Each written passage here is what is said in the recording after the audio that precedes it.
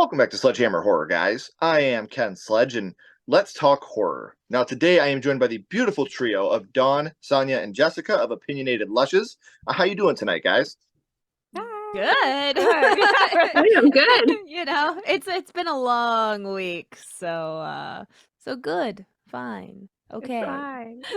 I am super excited to be here with you guys. This is the second time we've gotten to work together, the first time on the channel. So to have you guys here, not in costume, is a whole lot of fun for me to be able to see you guys without costume.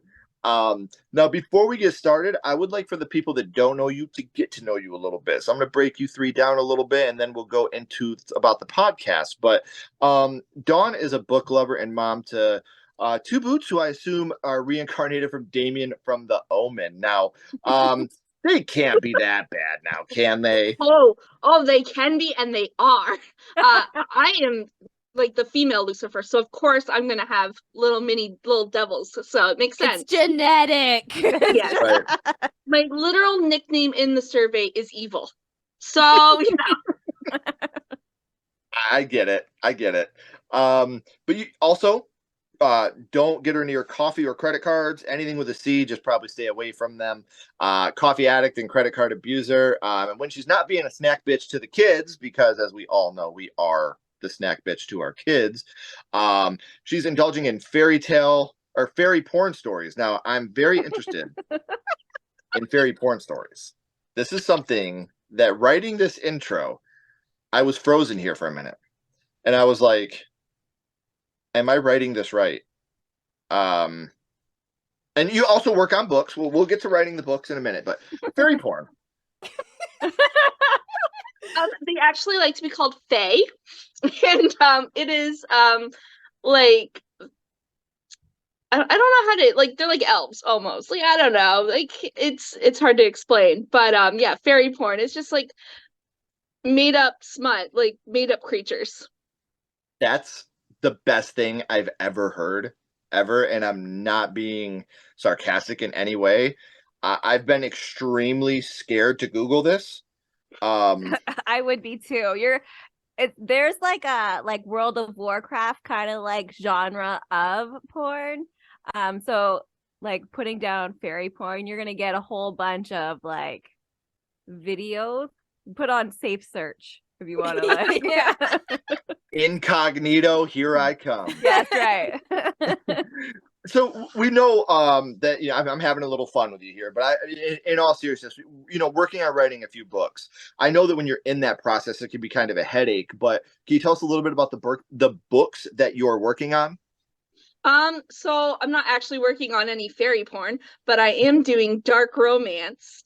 And it's like secret society, the elite rich people, and they have to like have arranged marriages to keep, the bloodline going of the elites. And it's like forced like breeding, and like the women are just incubators. Like that's all they are. And like, and then you have to turn into a love story, which is hard. Right. I mean, I'm going to go into my library and put that in the nonfiction section, because that sounds like real shit that happens all over the place. Okay, so I've done research about like the 1800s, because like the idea of marriage back then, like, okay, did you know like honeymoons were made literally just to like make sure that the bride would get pregnant? That's all what a honeymoon was supposed to be for. So like I'm putting that in my book. Some historical accuracy. I love it. Yes. I love it. Yes. I like how you went into it, like, how can I ruin honeymoons? We'll talk about what they were made for. That's right. Exactly. By the way, also, Omen kids, get in here. I need you as an example. Yeah. Also, veils were to hide the bride's face, so like the male could not back out at the last end, and hence why he couldn't see her the night before or whatever. She was too ugly.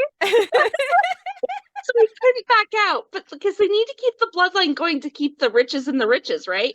So they didn't get a choice. I love And how the man isn't covered in this scenario, because No, it's like the woman. woman's like, if he's average, I'm okay. That's the thing, right? It was to make sure that they got provided like a home and whatever, and the money and stuff. So yeah. I just picture a man sitting there like, my love for you is longer than any river and warmer than any volcano. And he lifts her veil and he's like, someone put a dam in the river. Happened. No, that's awesome. And I can't wait to check this out because now I am very much intrigued. So I do have your social medias down in the description, guys. So you can follow and stay up to date on what she's doing with all of that. Now we got to talk about Saunya a little bit because she can't reach the top shelf. So you got to give her some props here a little bit. Her favorite things are short walks to food trucks, the homestead life, anything sci-fi and fantasy categories like fairy porn. And I'm sorry, I'm going to throw fairy porn in as often as I can. Every conversation. We do the same thing on our podcast. It's fine. That should have been our drink word tonight. Fairy porn. Damn it. Now I feel like it's a mix between like your guys' thing with the drink word and like the word of the day from Pee Wee Herman, like fairy porn. Interesting show. Yeah. So you are also a co-writer for a coffee table style book that complains about parenting. So, we got writers here with us as well, not just podcasters, but can you tell us a little bit about the book, Saunya? So it's not that amazing. It's funny. It's hilarious. But there's not a lot of like good story. It's just each page is a few lines. It's just like Facebook status kind of deal. And whenever our kids did something ridiculous, we would just write about it. And then it just ended up being in this book. An example would be at the top of my head is, like my kid just shat everywhere. The cat didn't make it.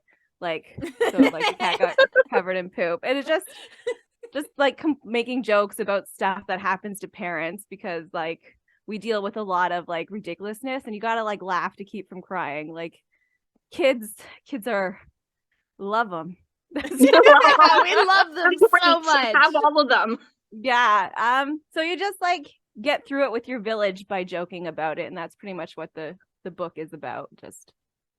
I totally understand because whenever I get mad at my kids, I just go turn on Pet Cemetery and watch the kid get hit by the semi over and over. And I'm like, yeah. You little son of a bitch. Yeah, exactly. Drop your pop on the floor again, you little mother. So that's amazing. And in all honesty, like I said, as parents, it's something that we go through. And for things like that, it doesn't have to be a long, 20 chapter book to make people be interested. And especially in the age of social media where if I want something, I get it now. Yeah, if I want something, I get it now. Yeah. You got that instant gratification. So something like that, I think is it's an amazing idea. And it's going to make parents especially laugh. And it's going to help people that aren't parents realize they don't want to be. So right, you don't, these are the things do it. that we live for. So, now, Jessica, I want to talk a little bit about you. You are a singer and songwriter who has had songs featured on HBO and MTV, played on Sirius XM with over 20,000 monthly listeners, and you also enjoy streaming indie games on Twitch. So, yes. And also an upcoming voice actor. So, how long have you been singing and songwriting for?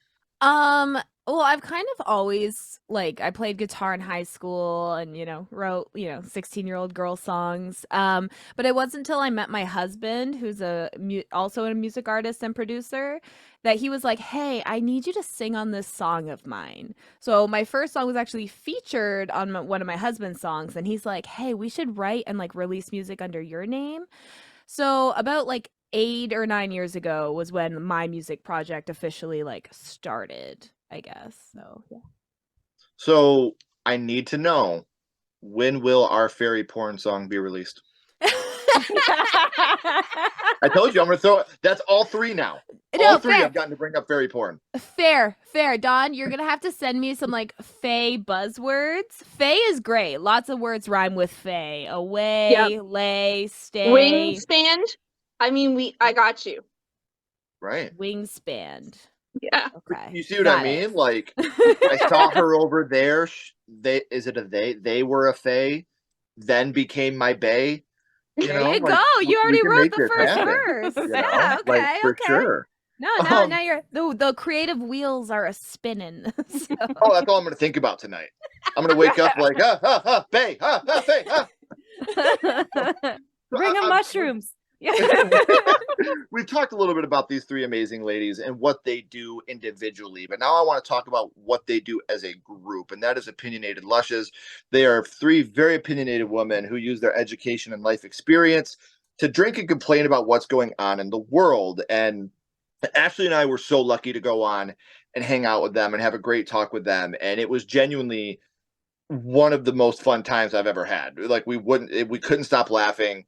It was just genuine fun. It went way longer than it should have because we were just having so much fun with each other. And I knew at that moment that I had to work with you three again. And I also want to say that don't go into this looking for rainbows and ponies and shit, because they are opinionated. So you got to have a little bit of thick skin to listen to what they're saying. And I think it's amazing. I love what they do. And I have the podcast links down in the description as well. So if you haven't checked them out, and by the time this episode's released, I'll also have Ashley and I's episode on here as well. So you guys can check that out. If you haven't already, you should already, because I put it all over social media. So you better check it out. So how did you guys get together with Opinionated Lushes? Like, what brought the three of you together to do this as a group? Okay, well, Dawn and Saunya have been friends forever. Like literally, like since Like literally, like childhood. almost from in the womb. Yeah. I'm a new friend. I'm brand new. I'm new. In 2019, or was it 2018, Dawn? Yeah, 2018. 2018, because we got married in 2019. Yeah, so in 2018, I met Dawn via a Facebook group for women planning their weddings. Because me and Dawn were getting married the same summer. A month apart, literally 1 Yeah. month apart from each other. Yeah, That's and legit. then yeah, and then for Dawn's Stag and Doe, we had to swing by Sonia's house, and that's how I met Saunya. And then I invited them both to my wedding. And then we've been friends ever since. Yeah, Jessica fed me, and that is how we became friends.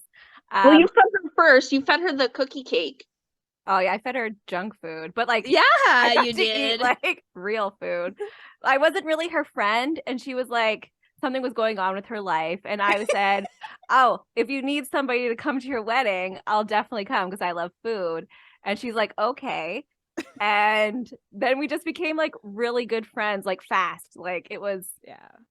like quick. I just picture Jess walking in while Sonya's in the kitchen trying so hard to reach up, and then Jess just reaches up and grabs something off the top shelf. It's like, here you go, and that's a lifelong friendship was made. At that I moment. am the tallest one out of the three of us. So that is true. That is true. I don't keep things on top shelves in my house. Stuff higher are things I don't use. It's yeah, no, everything's low for me. And my kids are taller than I am, so if I do need something, they have to. Kids are good for something. For something. That's About right. damn time. If they're not going to pay rent, they can reach the stuff I need. I get it. Ashley having kids ruined my body, so I totally understand. So Ashley fucking hates that joke, by the way. So one last thing I want to talk about, because obviously we're going to have fun. That's what we're all about here, is having fun and education and all that. But one thing I do want to talk about is you guys do a lot of live charity events, like live streams for charity. And that's something that I think is bigger than podcasting and laughing and stuff like that, is when you're helping. Now, what are some of the examples of the charity live streams that you guys have done? We do a yearly live stream every December. This year it's going to be held on December 2nd for everyone listening out there. And we basically do a 16 hours? 16 hours. 16 hours. 16-hour live stream for various charity and supports. I'll say the one we do Epilepsy of South Central Ontario. It's a epilepsy organization here in Canada. They do not receive any government funding. There is no for our Canadian healthcare. There is no funding for epilepsy care besides your basic neurology appointments and like tests undergoing that. But like other than that, like meds you have to pay for, and there's no epilepsy counseling, supports, or anything like that. So my son has epilepsy, so they've been great in our area. So I always choose them as my charity of choice. I don't know if you guys want to explain. Oh, I last year I did like a restaurant that helps feed the unhoused or anybody who needs help being fed by like like a community support, paying it forward type thing. Mhm. And this year, I'm focusing on food pantries. So in the city of Hamilton, Ontario, there's various food pantries, and I am raising money to buy groceries to put in these food pantries around Hamilton. So people, you don't have to like sign up. It's 24 hours. You just go and get what you need and take it home with you. So that's Is this your way of like just trying to make new friends? Because I know, like, she fed you and you became friends. Now you're just trying to yeah, like I'm meet just other all people. about feeding people. I just believe like one of my big core values is like people should have access to free food. No one should be paying to live. And in my neighborhood, I give away like chicken eggs whenever I have extra chicken eggs. She comes to Ontario and she hands me like 48 eggs. And I'm like, I'm a family of 4 and 2 don't eat eggs. What am I gonna do with this? I Make just lots think of cakes. everyone should eat. Yeah. So that's just my thing. I just want to make sure everyone has a full stomach. Sure. And I was joking, but obviously that's an amazing cause. Both of these are amazing causes that you guys are working on. What about you, Dawn? So last year I didn't really pick a charity, but this year I tried. I tried to get a nonprofit that's with literacy, and they rejected me. So now I'm just going to collect books and do free libraries around my neighborhood. Yeah, so That's during awesome. the live stream, we're gonna have a link to an Amazon wish list where people can purchase books for free libraries in the area. From indie authors too. From indie authors, yes. Okay. Well, and one, I want to say that organization is pretty shitty to deny any help. Yeah. Mhm. It Yeah. gets complicated because we don't promote alcohol. We do say in our thing like make a drink, any kind of drink, like because we are Right. always like even when you guys were on our podcast, like you weren't drinking. We just have a drink because we Right. have a drink word. It doesn't matter if it's water. But some charities and stuff feel like our association with alcohol, like Lushes and that kind of thing, and because we are explicit and because we do have strong opinions, like everyone should eat. Like they don't want us talking about politics, right? Because obviously they have their own alignment with it. So, yeah. I'm sure if we donated, it wouldn't be an issue, but they just don't want to have like us associating their name with us, I think. And so it's kind of like hard to promote what charities we're organizing if they can't associate with us. So. Right. I don't know. Like for me, like if someone was trying to come and help my kid and they showed up with a red hat at my door, I'd still be like, hey, thank you for helping my kid. That was really nice of you, because it's the quality of the character, not like Yes. that's all I care about is Exactly. you're Yeah. trying to get out there and help somebody.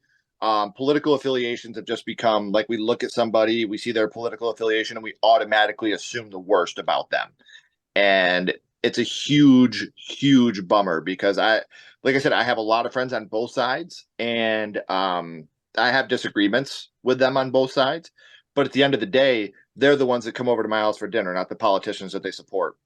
So Exactly. human Yes. beings are still human beings, and we need to try to remember to be we're human beings first above everything else. So love and understanding, that's the biggest thing. And if somebody's trying to help me, I'm not going to ask them what their political affiliation is. I don't care. We're all human beings first, and that should be the most important thing of all.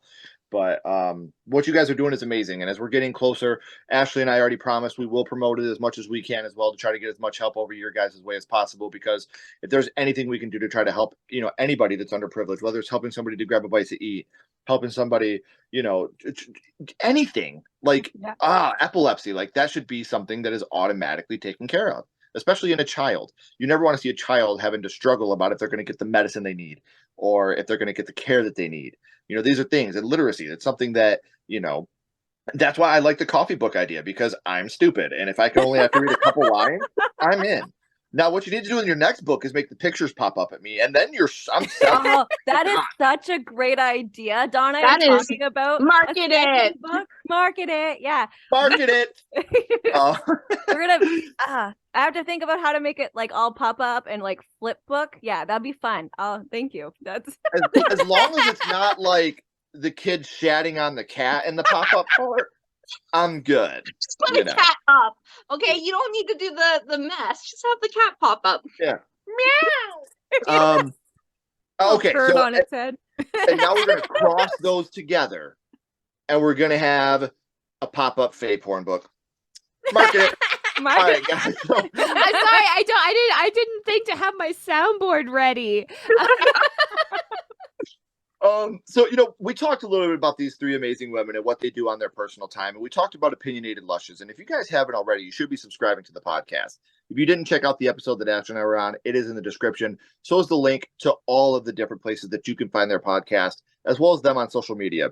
So make sure you're subscribing to the podcast, following them on social media, so you can stay up to date on all the amazing things they have coming up for us in the future as well. And maybe just have a drink and hang out with them. And like I said, they're very understanding. I don't drink alcohol because of personal problems. They were totally understanding about that. Have a drink.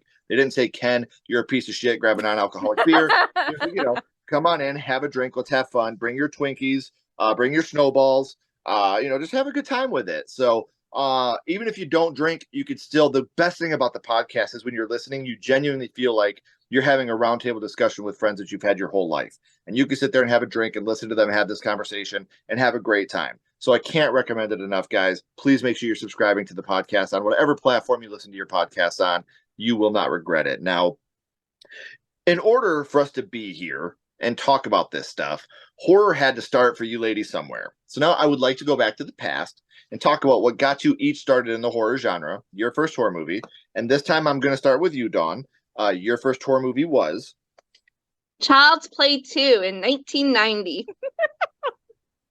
Funny enough, my favorite horror franchise. Can't go wrong with Chucky. You don't fuck with the Chucks. So trust me, I'm going to have a blast talking about that one. But what about you, Jess? What was your first horror movie?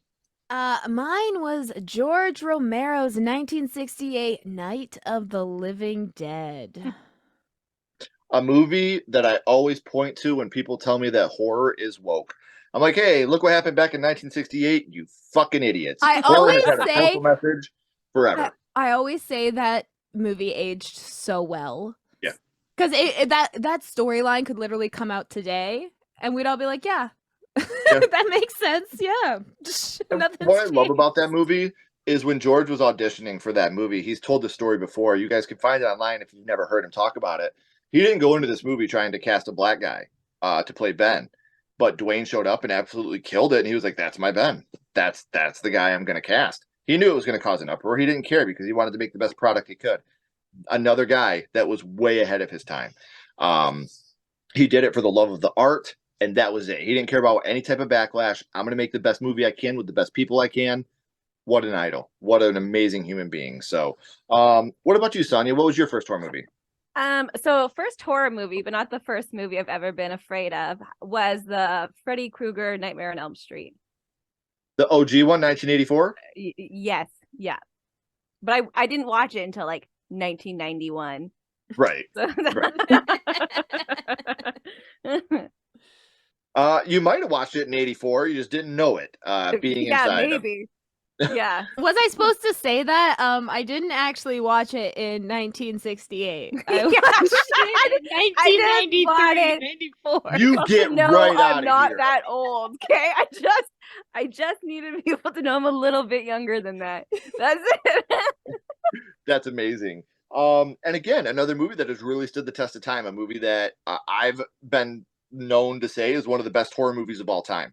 I've always said if you take out the last 5 minutes of that movie, it's the perfect horror movie. It's just everything. But the ending of that movie pisses me off like it walked up and slapped my grandma. Like if the ending of that movie was a person, we would fight every time I seen him. Like, every single time I seen him, we would have a fight every single time. Like Peter Griffin and the chicken. Like, it's exactly what it is. Yeah. Now I do got to clarify something real quick because I wanted to say this through the email, but Saunya, what was the first movie that scared you? Oh, okay. Jurassic Park Is the horror movie. It's a 100%. horror movie. It is, sure. It's scary. So and it wasn't scary to watch. It's just given me nightmares that have lasted my whole life. Like I genuinely I will die on the hill that Jurassic Park is 100% a horror movie. Like I've had people be like, oh, well, Steven Spielberg directed it. He also directed Jaws, one of the scariest movies of all time. The part where they're in the thing and the raptor's like wrapping its claws around and he's breathing on the glass, that's a total slasher. But it's just a raptor doing it. when the guy's out and the little thing pops up and it spits on his face and they all start tearing him apart. Like, I will die on the hill. Jurassic Park is 100% a horror movie. I will fight to the death on that.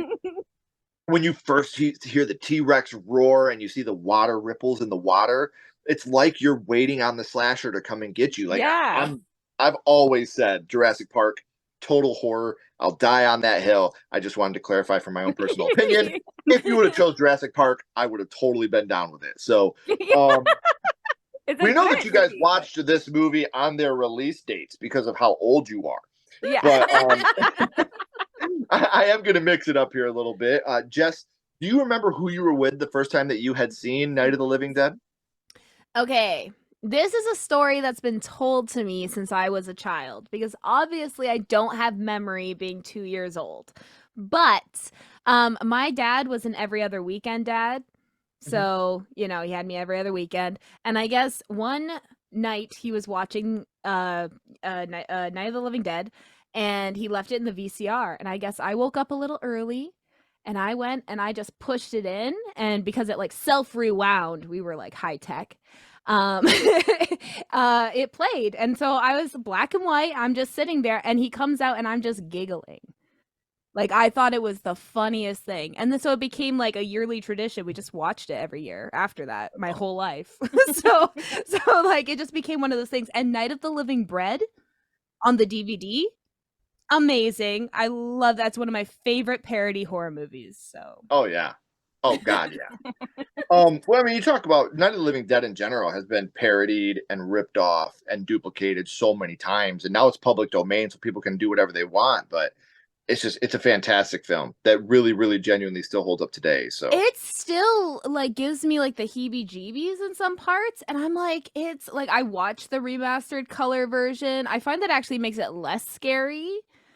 Because you can see things so much more clear. Like, I need that black and white, like what's in the shadows, Yeah. How bad is the injury? You can't quite tell if it's blood or just a missing pixel, it's yeah. And I think that, like you said earlier, it really holds up. And what I love about this movie is, because they aren't called zombies in the movie, they're called ghouls.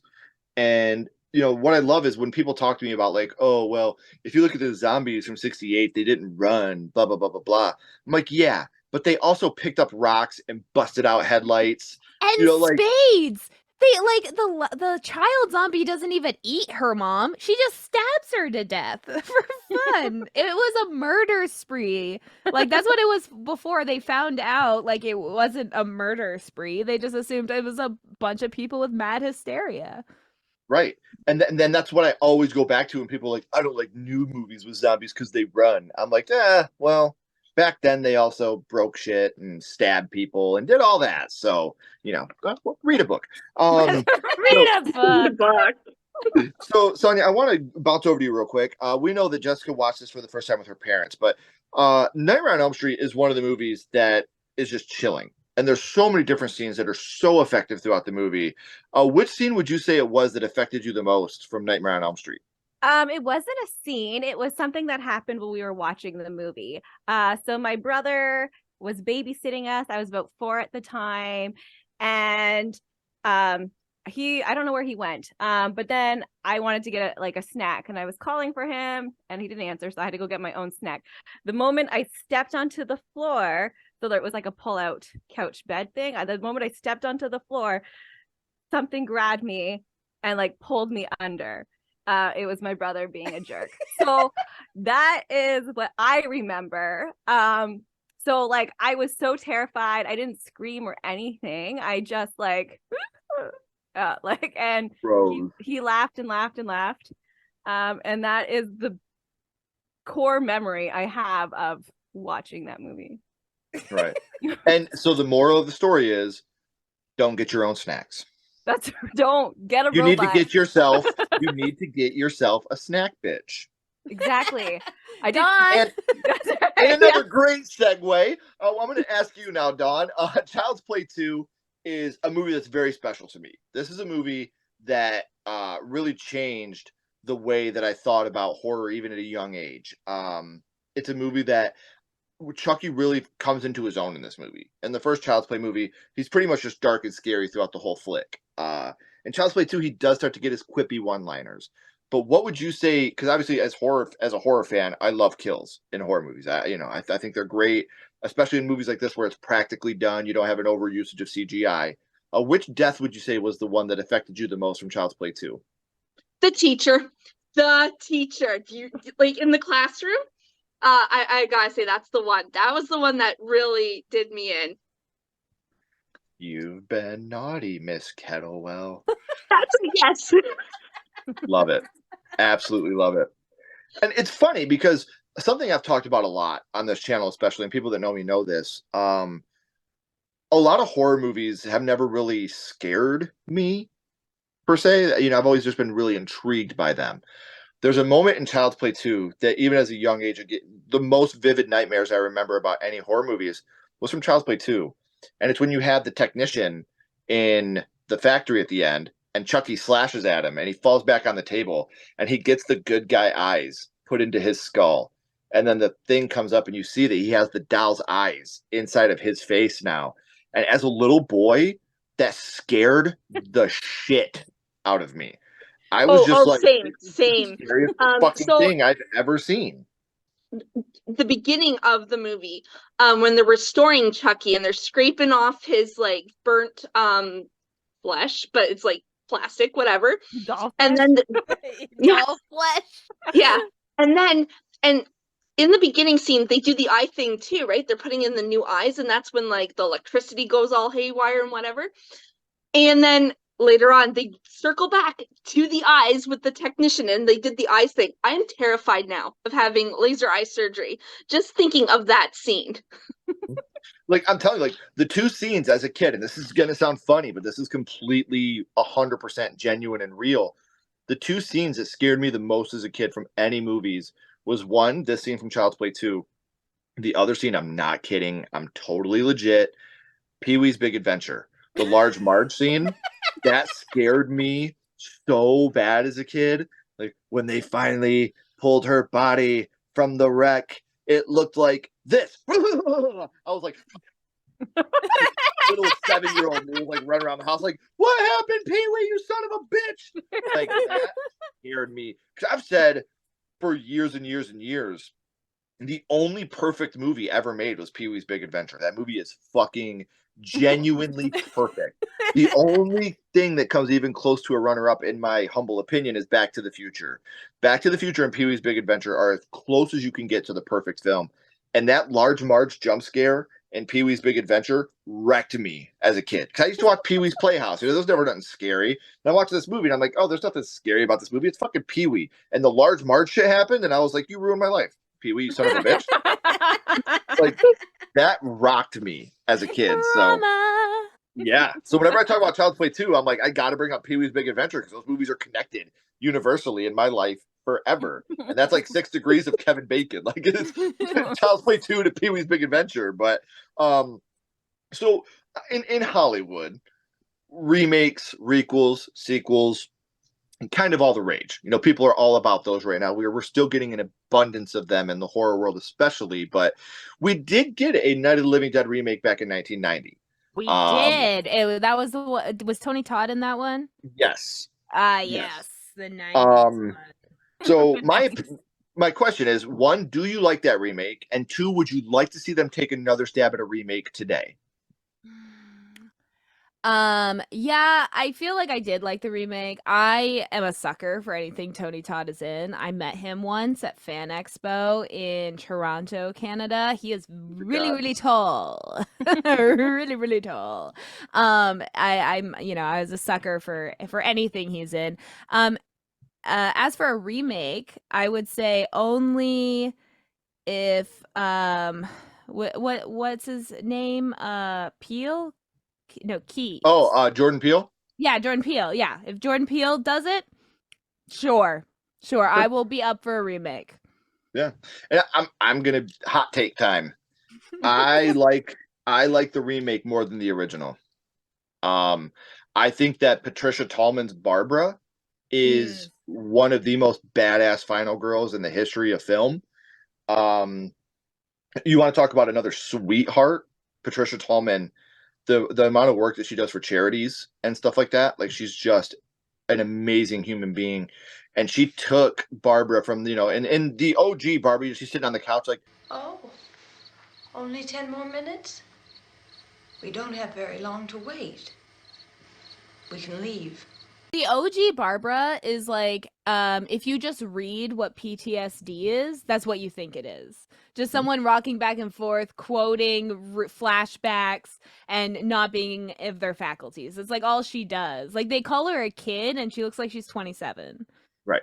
And they're just Right. like, you can carry the kid. Oh, she's just a girl. And I'm like, she looks like she could be my age. Like, what are you Right. talking about? But she's literally, and I'm not trying to be mean because that's how the character was wrote, but she's worthless once she gets to the house, But Patricia Tallman's is not. She's a fucking badass, and she's like, bring it, bring it on. And Tony Todd obviously absolutely destroys the role. If you're gonna have anybody fill Dwayne's shoes, having Tony Todd do it was just the perfect choice.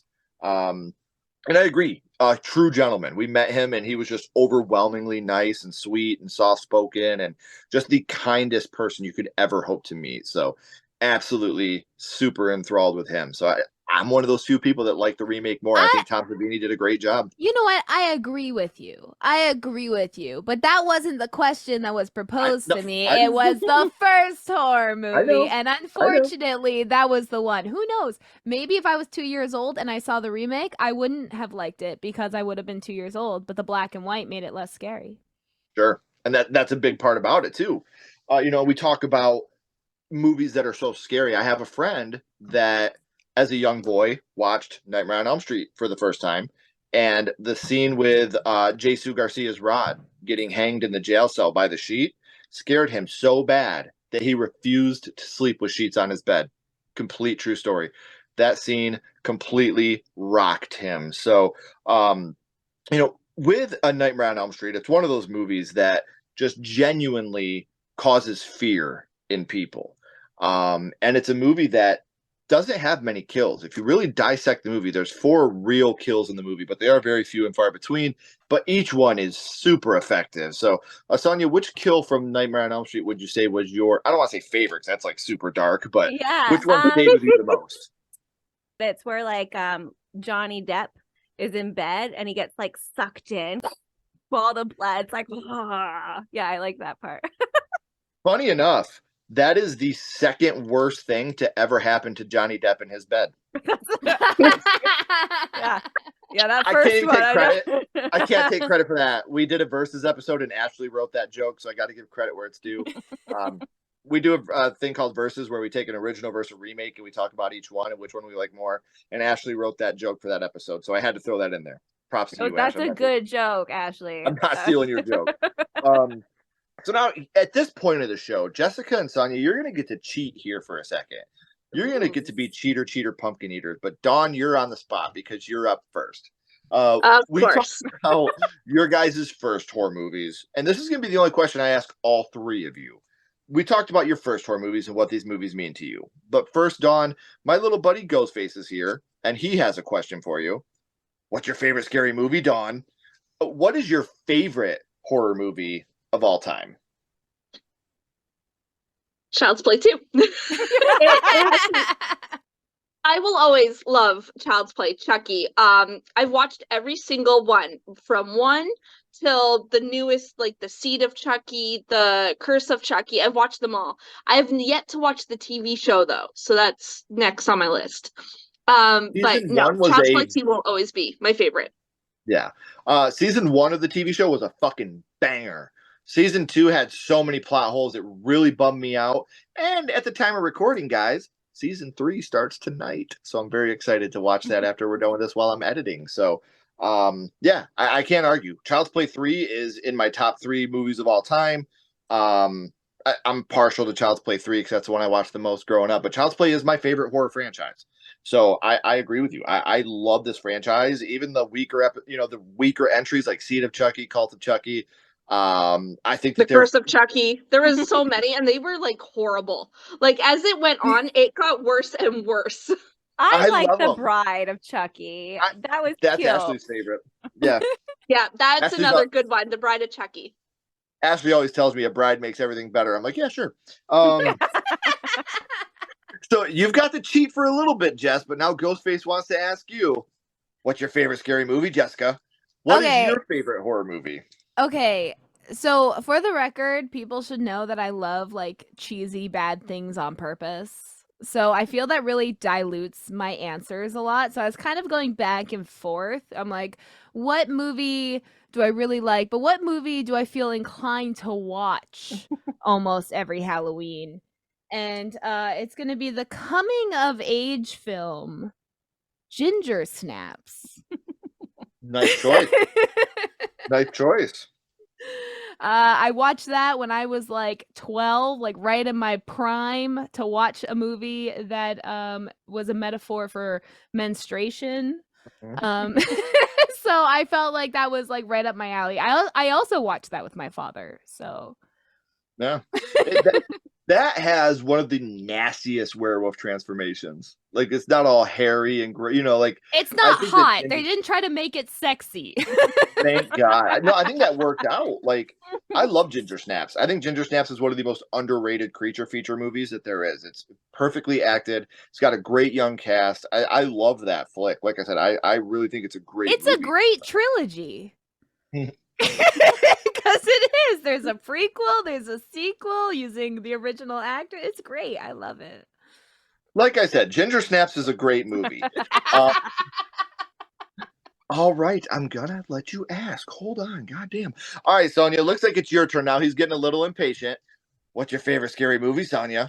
What is your favorite horror movie? I was waiting for him to like ask a completely different question. It was a trick. I know. Oh no. Yeah. Which one of my one-liners did you put in your coffee table book? He pulls out Jigsaw and just starts giving you instructions instead. Right. My favorite like scary movie is Killer Clowns from Outer Space. Yes. I've loved that since forever. It's one of my favorite all around movie, not just horror movie. I just love everything about it. So a fun fact I recently learned. Have you ever seen the movie Ernest Scared Stupid? Yes. Yes. You know that the monsters in that are just the killer clowns, masks and stuff just redone to make look like trolls? Probably budgeting. Yeah, that's so smart. Yeah. I never knew that. Someone pointed that out to me the other day and I was like, shut the fuck up. That is amazing. 'Cause I watch Ernest Scared Stupid every year. I gotta have to rewatch it and see because that you won't be able to unsee it now. Like probably 100%. not. No. And like Ernest Scared Stupid has one of the best one-liners of any film ever. When the troll's like, "You're gonna pay for the sins of your forefathers," and Ernest is like, "I don't have forefathers. I only have one, and I barely knew him." So funny, like, great. So, Lushes, I want to say from the bottom of my heart, thank you guys for coming on and spending some time with me. This has been really amazing. But before I let you go, we always bounce back to the same question. I'm gonna start with you this time, Jess. We're gonna go back to Night of the Living Dead. And what we're going to do is rank this movie on a skull count. Now, we're not ranking it on acting, production, score, direction, nothing like that. We're not being critics. What we're doing here is strictly ranking Night of the Living Dead on how much it affected you on your first viewing. So 0 skulls being not effective, 5 being extremely effective. You can use half and quarter skulls anywhere in the middle. Jess, what would your ranking of Night of the Living Dead be? I feel like because I watched it so young and it gave my dad almost permission to introduce me to horror at a young age because I just laughed. I'm going to have to give it like a full 5. Like it was just basically like, oh, now I'm the horror kid. And so I just grew up with all of that after. I get it. And only like I said, on the weekends. Only on the weekends. only every other weekend, however. Yes, only every other weekend. So what about you, Saunya? With Night of the Living Dead or with Nightmare on Elm Street, 0 to 5 skulls, what would you rank that? I'm gonna say 5 because it's one of my favorite child memories with my brother. So it was fantastic. If you're watching, brother, good on you. That was a great prank. Yeah. Much respect, my friend. And what about you, Dawn? We're talking about Child's Play 2. Yes. What would you rank that 0 to 5 skulls? Well, seeing as it's still my favorite movie to this day, I'm gonna give it the 5 skulls. He's gonna give it 5 doll flesh torn off skulls Yeah. for that Five, one. like right in there. Yep. Right. So I know I said it at the beginning, guys. I said it at the middle, but we're at the end of the third act. The credits are about to roll and the curtain's about to drop. But before that happens, I have all of the Lushes social media links as well as their podcast links down in the description. So please make sure you're following them on social media. Please make sure you're subscribing to the podcast so you can become a part of that family as well. Lushes, please don't go anywhere. I got a couple more questions for you. Everybody else, if you haven't already, please like and subscribe. It really helps the channel more than you know. And follow Sledgehammer Horror on social media. All our links are in the description as well.